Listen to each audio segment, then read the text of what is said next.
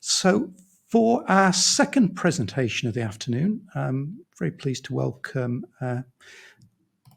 Nick Brimblecombe from London School of Economics. Hello, Nick. Hi. Good to have you this afternoon. And let me get your slides up as well then. So, relationship between housing characteristics and people's social care needs and care use. So over to you, Nick. Great, thank you very much, and thank you for inviting me to come and speak here today. So I'm Nick Brimblecombe, and I'm a researcher at the Care Policy and Evaluation Centre at the London School of Economics and Political Science. This project was a 2.5-year project that finished earlier this year, and here's the rest of the research team. And I'm going to talk about some of the findings today. Can I give you a bit of background to the study? Most older people wish to live in their own homes as they get older, but most importantly, to have choice over their housing and care situation. But a lot of homes for older people are unsuitable. Some of them are dangerous, and some of them are unsuitable in other ways. For example, some of the things that were mentioned in the presentation beforehand. And there's also a lot of inequality in housing quality, particularly across the country, but also rural and urban areas and so on. There's quite a lot written about housing and health, but not so much about housing and social care, both people developing care needs and care use. But we also wanted to look at the costs, and this in order to help make the case for improving housing, of which adaptations is part of it, but we're mainly looking at housing quality and home improvement. So this ended up with our project AIM, which was to look at these links. By older people, we mean people aged 65 and older. And we wanted to look at if you look at people's housing characteristics, so this could be housing condition, but it could be adaptability, access, size, housing tenure, and so on. We want to look at the links between those and at what age housing needs develop, and how at what level, and how they kind of increase or not over time. We wanted to look at people's use of both adult social care services and care from family and friends. How do people experience this, and what choices do people want in terms of their housing? So that might be staying, that might be moving, and that might be different types of care, and what choices are available, and how are they made, and what kind of gets in the way. How can we improve situation, and what are the potential cost savings of improving housing? We used analysis of a large-scale data set in England, about 8,000 people, collected every 2 years, so we can follow people through over time. And we also did interviews with 72 people aged 65 and older, who already had care needs, or their carers in 5 different areas of England, in their own homes, which was very, where possible, which was very kind of useful for this kind of research, to see people in their homes and talk through. So there were some very key themes that came out both from the survey and the interviews about what things do about people's housing affect whether they develop care needs, whether they receive help from that or not. And those are cold and damp and difficulties heating the home, repair and keeping the home clean and clutter-free, adaptability and adaptations, access and space. This wasn't necessarily lack of space. It might be room size, it might be number of bedrooms, but it might also be too much space or the wrong type of space. Housing tenure, private rented, social rented or owner occupied, and access to information and advice and use of information and advice. I'm not going to talk about adaptability and adaptations today, because that has already been covered, but it was definitely a very, very key finding, comes up a lot. So I'll start by talking about cold and damp and difficulties in heating the home. So people with a lot of people with care needs mean it may mean they need greater have a greater need for heating, which is obviously more costs involved. So this first person says, we're paying a lot of money for it because of the medication she's on with blood thinning and all that, and we have to have the house heated. And they were worried about the cost, which was increasing. And the other side of that, so it may increase people's care needs, but then it can kind of make this worse because they're because of difficulties heating the home. This was worries about heating costs. So we've cut down massively. We only have it on for about 2 hours a day. I tend to get kind of stiff.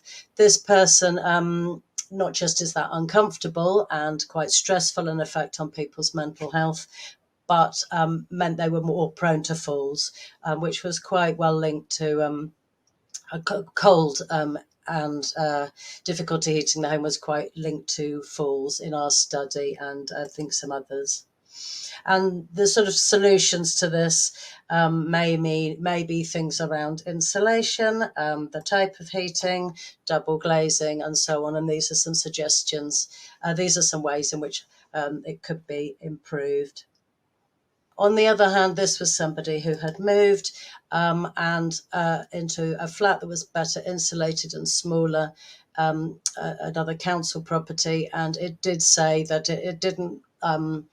The reduced it had eased a lot of stress on us financially, which was a big bonus, and that improved his health, both because they could heat the home and because they didn't have to worry so much about the costs. So going on to the next slide, which looks at the survey. It's quite a lot on this slide, but people, if there's condensation issues in the home, people are more likely to have care needs, and that to develop them at a younger age, a much younger age, sometimes 8 or 9 years younger, and for this to increase more steeply over time. Fuel poverty, which is about both the amount of energy consumption, but also about how well insulated and so on the house is, again, is linked with having a higher number of care needs, a younger age, it increasing over time, and also being more likely to say they felt depressed.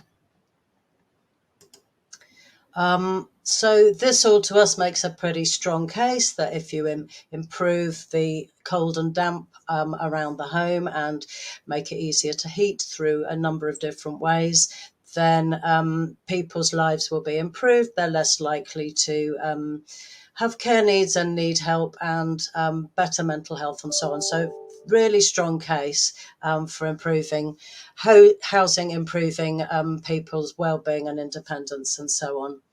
But I'll move on now to the economic case for this. So as well as that being a strong case, it's big cost savings. So these are in billions. So formal care is any care that comes from might be privately paid for, might be through the council, but it's normally paid care workers, personal assistants, and so on. By unpaid care, we mean help from family and friends and neighbours. So if you improve just cold, damp, and condensation, this looks at what would happen over the next few decades this is the sort of modelling. By 2027, you'd save 0.3 billion in care costs just in that year, and nearly 1.2 billion in unpaid care costs. This increases year on decade, well, every 5 years, but these are yearly costs. So you can, and the improvement to the home may be a one-off kind of, expenditure. So you can see these are big, big savings. I'll come on now to some of the other factors that are related to people developing care needs, but also people having difficulty getting services and help or needing them. So again, if the disrepair of the house is also linked to damp and cold, but it could also make care needs worse if there's quite a lot of clutter or it's difficult to move around the home. but also people's care needs made it more difficult to look after the home and do repairs. And a bit of a sort of vicious circle with the first one. I feel that if the house isn't as I want it, that affects my health. And that in turn, if I feel quite low, then I don't want to do anything about it. I don't want to clean and tidy. So that kind of shows both things. So just kind of moving on, those are the two things I wanted to kind of mention to start off with of the various issues. But these things don't happen in isolation, and people often have more than one housing problem. And having more than the higher number of problems again was associated with people getting care needs at an earlier age, it increasing over time and being more likely to have them in the first place. And then I'll go on to the costs of this. So this is much higher, because in the first slide I showed you on costs, this was about cold and damp. So this is reducing some of the other housing problems, which are things like damp and cold, of course, but also electricity and plumbing issues, noise, pollution, roof issues, vermin, and so on and so forth. So reducing these problems, most people have around no more than 3 of these, but if you reduce them to 0, again, the savings just in the first period in which we can do the modelling is 1.1 billion in formal care costs, 3.5 billion in unpaid care, which you can see dwarfs it, which because it's the majority of care that a lot of people receive. So nearly 5 billion in total for this. And even just reducing the housing problem by one problem has savings. So I'd like to go on now to some things about housing tenure, which was really important in our study. So we found that people in council or housing association rented or private rented, there was a lot of issues around private rented, again, tended to develop care needs earlier and be more likely to have them, and for it to increase more steeply over time. And from the interviews, particularly again private rented, which is very insecure tenancy, as you know, it affects people's ability to stay in the home, location and neighbourhood. It was mentioned earlier about the kind of wider neighbourhood and environment that people live in being important as well as the home, and it was very important in our study too, and people's ability to stay in that particular neighbourhood. Ability to stay in a home that's familiar. This was important to people in our study with dementia or visual impairment, and whether people invest in adaptations themselves, or whether the private landlord will enable them to do it or will do it. But we found that for housing associations and councils generally, there was a lot of help with repairs and maintaining the home, so it's a very positive thing. But people in private rented had a lot more difficulty making adaptations. And on the next slide, there's a quote which kind of describes someone's situation. In the first one, quite a long story, but the social services came round to assess her. She was in her late 80s and living, had been in private rented flat for quite a long time. And the social services came round to assess her and said, you need a handle in the hall to hold onto the kitchen steps and another one in the ensuite. But she needed written permission from the landlord, and she didn't want to. She was worried about being evicted, and she'd lived that for a long time. But the upshot of that meant that she couldn't use the shower independently because there wasn't a handle in it, had to have paid care workers. That didn't happen very often, so she couldn't bathe or shower as often as she wanted, and was quite sad about the situation and worried about the future if she needed more adaptations. Another situation, again, private rented. Heating wasn't working. Our boiler wasn't working, and she was quite often cold, but was too frightened to ask the landlord because was worried about being evicted. The last point I'd like to come on to is we ask people, where do you get your information and advice from? and people did have a whole list of places where they got them from, which was online. Which was sort of databases, library leaflets. A lot of people talked to friends and neighbours. This wasn't just advice, this was kind of trusted advice. And this might be about repairs, it might be about housing options, it might be about care and housing options. But this was a kind of the types of places people mentioned. But as you'll see from the next slide, oh, that's going to be out. Most people didn't really know where to get information. In the interviews, we talked to people, and a lot of people really didn't know what they were entitled to. They didn't know that how it worked with means testing around care. They didn't know about adaptations and how that is differently means tested or sometimes not at all. Didn't know about grants. Didn't know about benefits. A lot of people didn't. And when we said, "Oh, where do you get your information from?" a lot of people really didn't know where to get it from. But this wasn't kind of very even, very equal.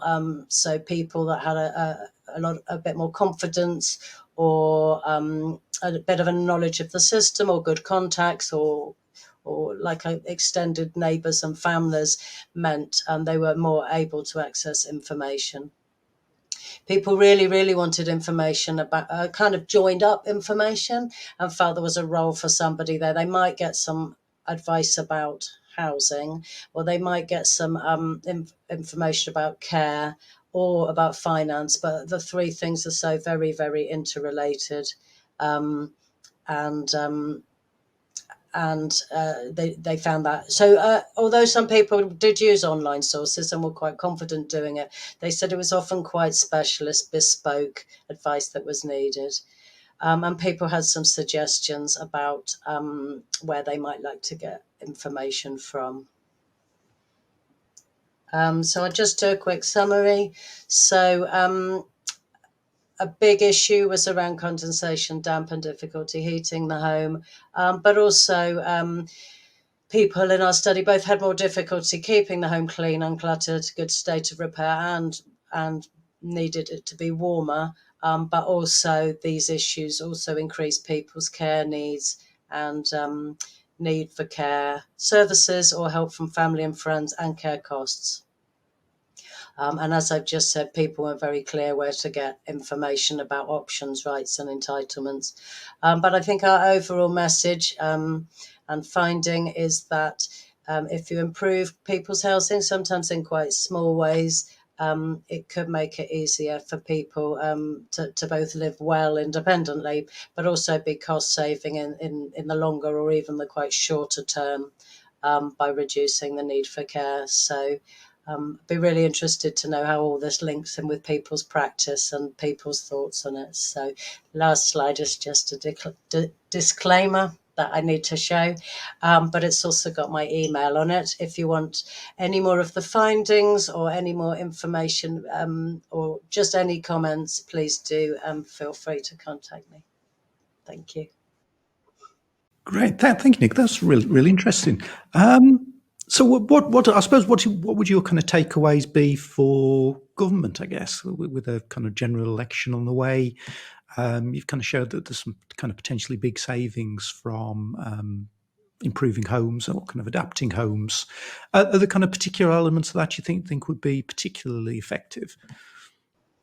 Yes, I mean, we think the money can be spent a lot better on improving homes and improving people's lives. So I think part of it is some of the legislation around private landlords, maybe that was going to be happening and isn't happening so much. So we'd say sort of stronger legislation and actions to take, grants or loans or sort of other incentives or ways of people insulating their homes and having more energy efficient would be a good role for government, I think. And yeah, I think those would be our two main messages. Probably it's national government and local government. The disabled facility grant obviously is really, really helpful for adaptations and people would have found were, I mean, maybe this exists in some areas, but something similar for small repairs, that might, a sort of grant or loan that for small repairs, people often didn't know what to do about that, and that was exactly what they needed instead of, or as well as adaptations. So something along those lines, I think, would be really beneficial to people.